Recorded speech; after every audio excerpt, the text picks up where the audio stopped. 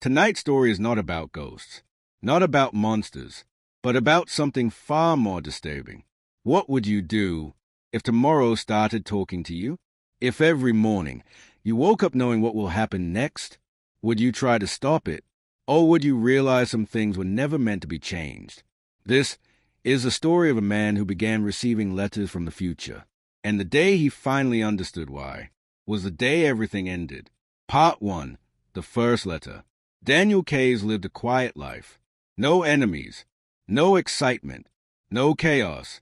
He worked as a night security guard in a nearly empty office building. The type of job where hours feel longer than days and days feel identical. His routine never changed. Wake up at 5 p.m., drink instant coffee, catch the 6:20 bus, clock in at 7 p.m. He liked it that way. Predictable meant safe. Until Tuesday morning. When he returned home after work, something was waiting at his apartment door. A letter, no stamp, no address, just his name written neatly. Daniel. He frowned. Maybe a neighbor's prank. He opened it casually. Inside was a single sentence. You will spill your coffee at exactly 6:12 p.m. Daniel stared at it, confused, then laughed. Ridiculous. He tossed the paper onto the table and went to make coffee. At 6:12 p.m., his phone vibrated suddenly in his pocket. Startled, his hand jerked. The cup fell. Coffee spread across the floor. He froze. His heart beat once. Then again. Slowly, he looked back at the letter. Part 2, the second letter. The next morning, there was another envelope, waiting at the same spot. No footsteps heard. No delivery scene. No camera in the hallway detected anyone. Inside, you will miss the bus today. Daniel didn't panic this time. He tested it. He left early. Stood at the stop 20 minutes ahead. Smug. The bus never came. The driver had a medical emergency 2 blocks away. Daniel arrived late to work. He didn't sleep that day. Part 3. The pattern. The letters kept coming. Every morning. Always predicting small events. A co-worker dropping files. A sudden rainstorm. A stranger bumping into him. A power outage at work. Every single one happened exactly as written. At first Daniel was terrified. Then fascinated. Then something dangerous happened. He started depending on them. He stopped planning his day. The letters planned it for him. And for the first time in his life, he felt in control. Part 4. The first warning. 3 weeks later. The envelope was thicker. His hands trembled opening it. Inside, do not take the elevator tonight. That was new, not prediction. A warning. At work that night he waited. Co-workers entered the elevator laughing. The doors closed. Seconds later, a violent metallic snap echoed through the building. Screams. The elevator cable had broken. Daniel collapsed against the wall. The letters weren't observing the future.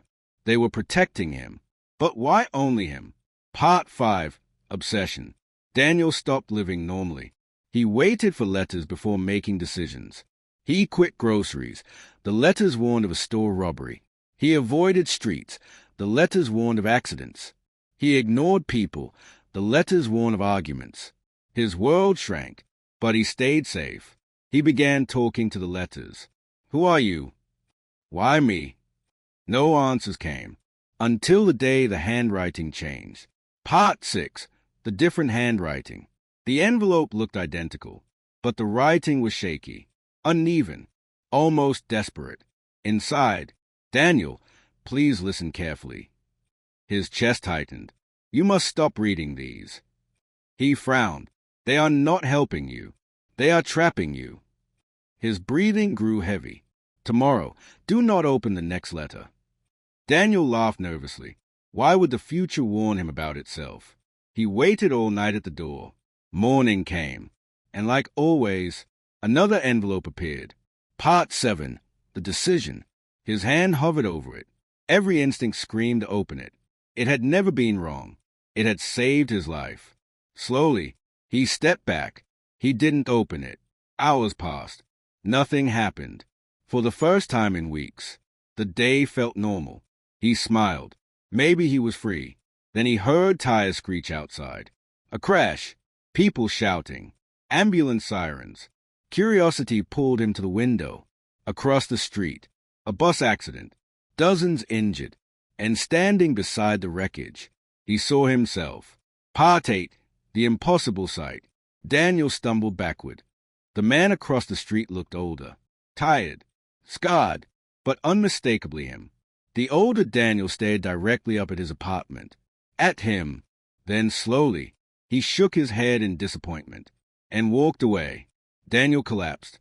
His hands trembled violently. The letters were from him. Part 9, the final letter. Night came. The last envelope waited. He opened it this time. Inside, "You finally understand." His throat tightened. "I started sending these after the accident. I survived, but everyone else didn't. I thought if I changed small things, I could change that day." Tears formed, but every time I prevented one event, the timeline corrected itself. People I saved died later. Disasters moved locations. And eventually, it led to something worse. Daniel's hands shook.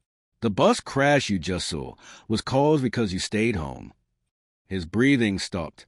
The more you depend on the letters, the more damage you create. The only way to stop it, the final line, is for you to never receive the first letter. Part 10, the loop. Daniel understood. The future him had started the cycle trying to save lives. But fate resisted. The universe balanced itself. Prediction created tragedy. Knowledge caused disaster. He had to end it. But how do you stop a letter that already arrived? He looked at the calendar. 3 weeks ago, the first letter day. He grabbed a marker, wrote on the back, "Do not send these." He sealed it, placed it outside his door. Midnight struck. The hallway flickered. Time folded. Everything went white. Part 11, morning. Daniel woke up. 5 p.m. alarm ringing. Coffee maker silent. No envelope at the door. No memories of accidents. No knowledge of future events. Just a normal day. He paused. For some reason, he felt relieved and terrified at the same time. Final scene. The twist. As he left for work, a stranger passed him in the hallway. The man looked exhausted, eyes hollow, and in his hand was a letter. The stranger hesitated, looked at Daniel, then slipped the envelope under another apartment door. The name on it, Michael. The cycle had not ended. It had only moved on. Some knowledge feels like power. But sometimes, not knowing is what keeps the world safe. If you could see tomorrow, would you try to change it? Or would you accept that fate exists for a reason? Because in the end, the future may not be something we discover. It may be something that discovers us. If this story gave you chills, subscribe and join me for the next one. Because the next story might be closer to reality than you think.